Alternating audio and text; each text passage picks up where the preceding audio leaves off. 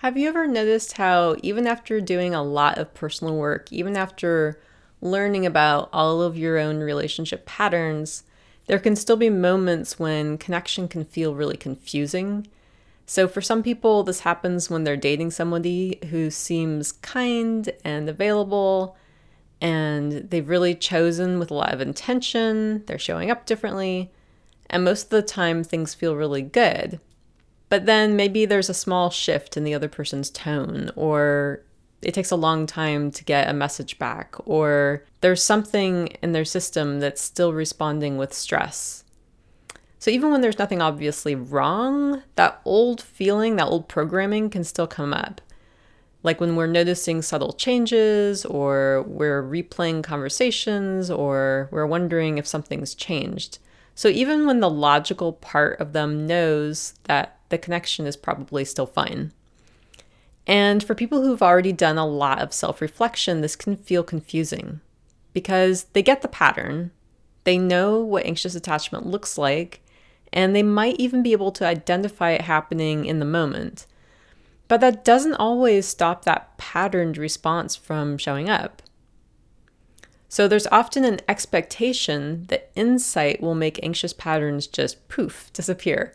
And sometimes that awareness does make a big difference. It gives people some language around it, it gives them clarity, and it gives them a context. So it makes it easier to recognize these patterns when they're occurring.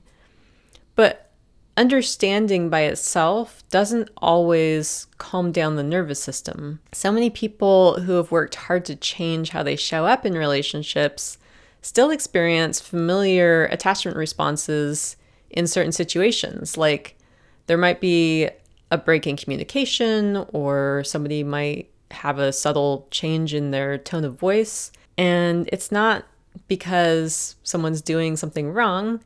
It's just because the system is still recalibrating. It's still used to looking for these patterns. So it doesn't mean that the work isn't helping. It just means that the body and the brain are learning at a little bit different speeds. By the way, I'm Kaylee Larkin, and I support people who are ready to shift old attachment patterns and create the kind of relationships that feel calm and reciprocal and emotionally safe. So even in a healthy connection, the emotional landscape can change a little bit after somebody opens up. So let's say that someone shares something really authentic, maybe a little bit vulnerable. And in that moment, it goes really well. So the other person responds very kindly. There's no obvious rupture. And then some time goes by, and that internal sense of calm begins to change a bit. So that person might feel a little unsure or wonder whether they said too much, even though nothing in the other person's behavior really changed. And this kind of response is really common when someone has a history of inconsistent connection or unpredictable connection. Because even when everything seems like it landed well, the nervous system is still on high alert, and it's still remembering how things used to go when it wasn't predictable. And at the same time, it's also true that sometimes vulnerability does actually change the dynamic, not because the person sharing did anything wrong necessarily by being open and authentic. Is it possible that they overshared or they weren't attuned? Sure. And it's also possible the other person wasn't quite ready to meet them there at that particular level of authenticity or on that particular topic. So if someone senses a subtle shift after a conversation, like a change in energy or a slower reply or just a lack of follow through, it's fine to notice that. That's not being paranoid or anxious. That's just being attuned to relational patterns. So the work isn't about ignoring those changes. It's just about being able to take both of them and hold both of those truths. Like, yes, I feel some anxiety around this, and something might genuinely be changing, and I can respond to that with some loving care. So that's a discernment. That's not overthinking. It's a discernment where you're staying connected to yourself while you're also being attuned to the other person and noticing what's in the relational space. So let's talk about what progress actually looks like. There's a misconception that healing means never feeling anxious attachment feelings again. And for most people, progress is more subtle than that. It looks like noticing the pattern sooner. Or it sounds like, oh, this is the part of me that gets anxious when I'm not sure where things stand. It might mean that we just take a moment before acting on an impulse to seek that immediate reassurance. Or remember that one uncomfortable moment doesn't always mean that there's anything wrong. Maybe there's nothing wrong at all. There's just a little bit of discomfort. So it doesn't mean the nervous system always stays calm. It does mean that people are learning to stay grounded in these moments without needing to fix them or without needing to chase after the other person or try and figure out if the connection's okay. And that's what healing looks like. It's just like there's less urgency. There's more awareness. And then we're taking some space to decide and choose what's going to happen next. So there's a middle stage in healing that doesn't get talked about enough. It's that space where somebody knows their pattern, they know what their tendencies are around attachment, and yet they're still having some of that get enacted.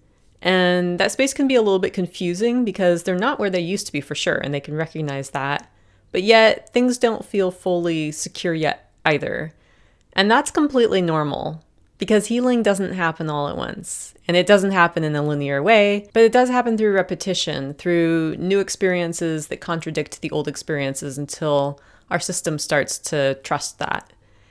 And in this stage of healing, somebody might still feel a little anxious, but they're able to stay in connection with themselves while it's happening. So they might feel pulled towards familiar responses, but then they just pause, they don't act on them. And they're able to tune into the body and they're able to stay with themselves. And that's where the really deepest rewiring can begin. So let's talk about how to support the system in those moments when those old patterns are still showing up, but you can recognize them. So it really helps to shift the focus inward, not to fix anything, but rather to find a sense of calm and find your sense of being rooted and grounded in the present moment.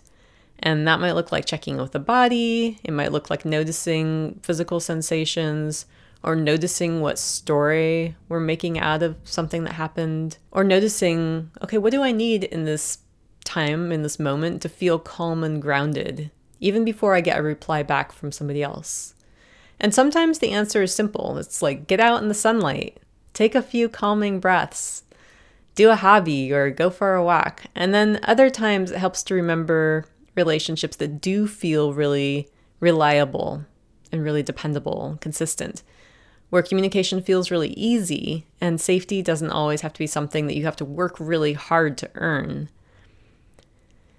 So letting the body recall those experiences can offer a kind of internal reassurance, and one that doesn't immediately rely on input from somebody else to help us feel okay. You're not avoiding connection.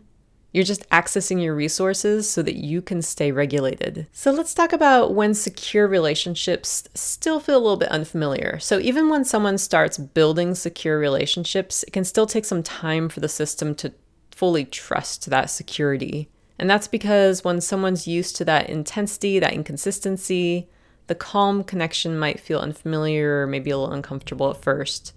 So there's not a whole bunch of drama or a whole bunch of chaos. It's just predictable interest that is being reciprocated. And for people who have had to work really hard in the past to get that closeness, that kind of predictability, it might not feel normal yet. And that's why these moments of internal kind of checking in, they show up because what's happening is different than what our system might have been used to. So if you're doing the work, you're showing up differently, you're still noticing some old patterns from time to time, that doesn't mean that you're stuck. It usually means that you've made some progress. It means that you're aware of the pattern while it's happening, which is huge. And also that's the first step towards changing how you respond to it. And if there's a disconnect in that space, that's okay. That's the nervous system just learning to settle into something new. That's the part of the process where things are shifting. Not just like how we perceive them or how we think about them, but somatically in the body. And that can take a little bit of time and that can take a little bit of repetition. So having patience there is key. So if this is something that you've been noticing and you'd like support bridging that gap between what you know and what your system is still feeling, the Secure Love Toolkit was designed to help you with this. It's designed to help people move from anxious patterns into calm clarity, not through a lot of pressure, but just through gentle, practical tools that support secure connection starting on the inside. And you'll find the link to that in the description. And whether you check it out or not, I hope this video helped normalize a really common part of healing. Awareness isn't the end goal. It's just a process along the way as you integrate a new way of being relationally. And if you're in that place now, you're not doing it wrong. You're exactly where you should be. So thank you so much for watching. Drop a comment if something resonated with you, and I'll see you in the next video. This is Kaylee Larkin, wishing you a beautiful relational journey.